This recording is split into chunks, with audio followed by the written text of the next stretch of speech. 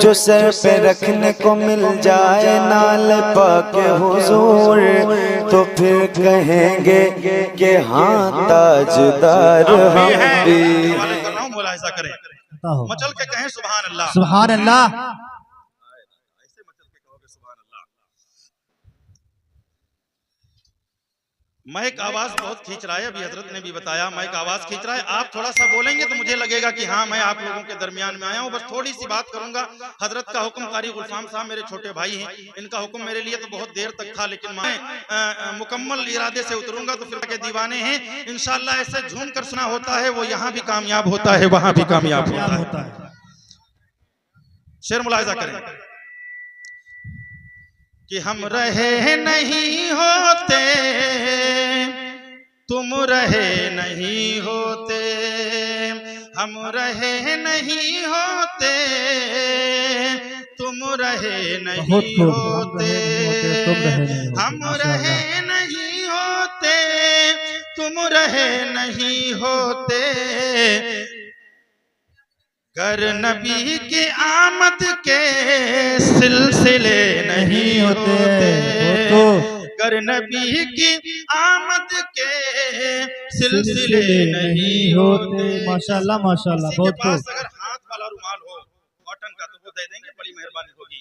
गर नबी की आमद के सिलसिले नहीं होते, गर नबी की आमद के सिलसिले नहीं होते।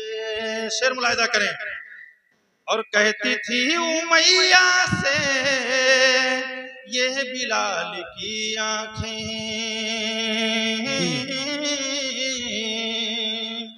कहती थी उमैया से ये बिलाल की आंखें।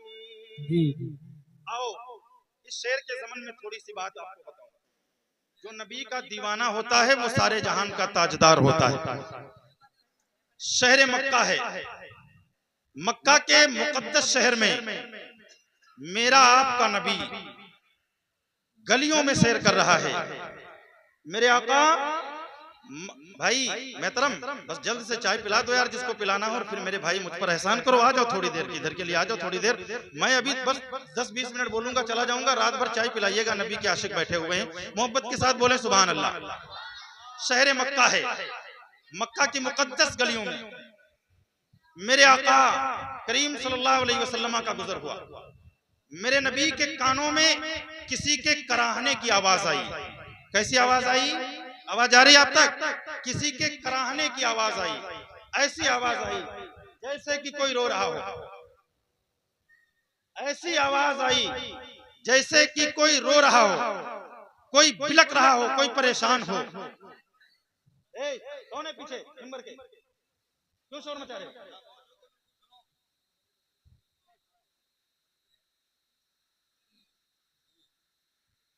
दुरूद पाक पढ़ें सल्लल्लाहु अलैहि वसल्लम। मोहतरम देखिए, महफिल में जाया करो मेरे भाई, मैं बहुत प्यार करता हूं आप लोगों से। महफिलों में जाया करो तो कम से कम इस चीज का लिहाज रखा करो। नबी के जिक्र की महफिल हो रही है, पीछे आप लोग अपनी खिचड़ी बना रहे हो। हम किसी दुनियादार को खुश करने के लिए नहीं जाते हैं कहीं पर, बस इस कोशिश से जाते हैं कि चंद लफ्ज बयान करेंगे। अगर मुस्तफा ने कबूल कर लिया तो यहाँ भी बेड़ा पार होगा, वहां भी बेड़ा पार होगा।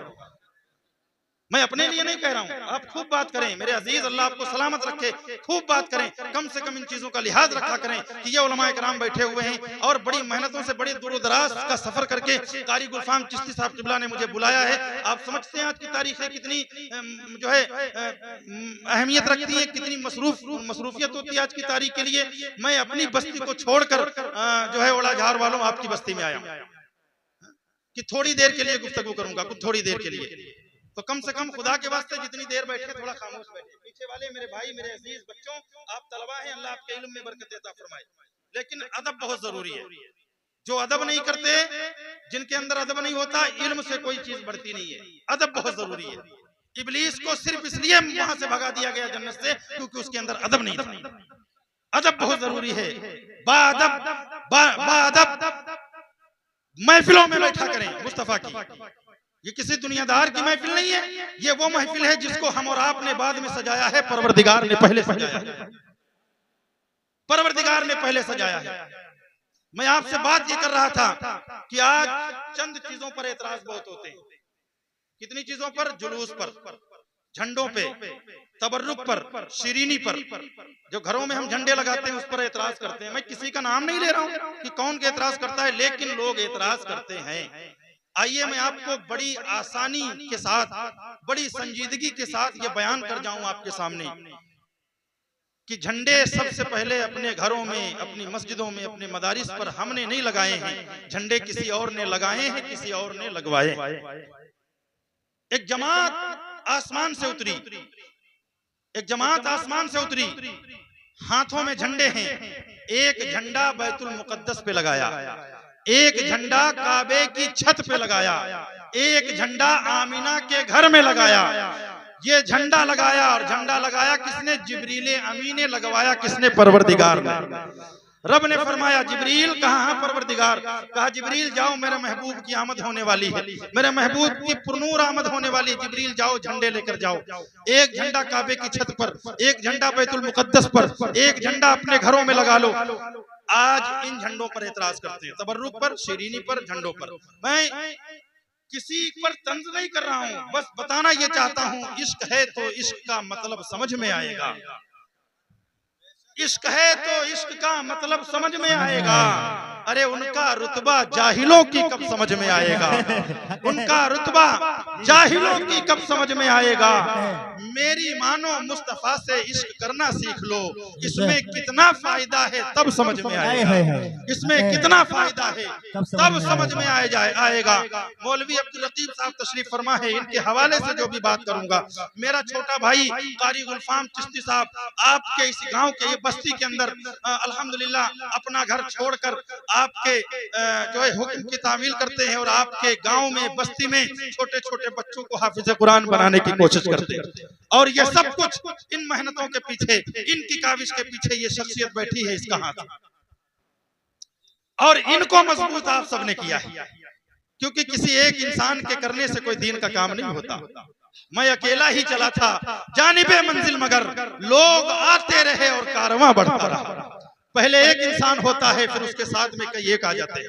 मुस्तफा के दीवानों की शान ये होती है, मुस्तफा के गुलामों की शान ये होती है, वो ये नहीं देखते हैं कि दुनिया वाले क्या सोचेंगे, वो नहीं देखते हैं दुनियादार क्या कहेगा, वो नहीं सोचेंगे कि कौन क्या कहेगा, वो सिर्फ कहेंगे तो ये कहेंगे, वो कहेंगे तो वो बोली बोलेंगे। जो बरेली के ताजदार बोलते हैं, आला हजरत अलैहि रहमतुल्लाह व रिजवान ने कलम उठाया और लिख दिया, सरवर कहूं कि मालिको मौला कहूं तुझे, बागे खलील का गुले ज़ैबा कहूं तुझे, गाबे खलील का गुले ज़ैबा कहूं तुझे।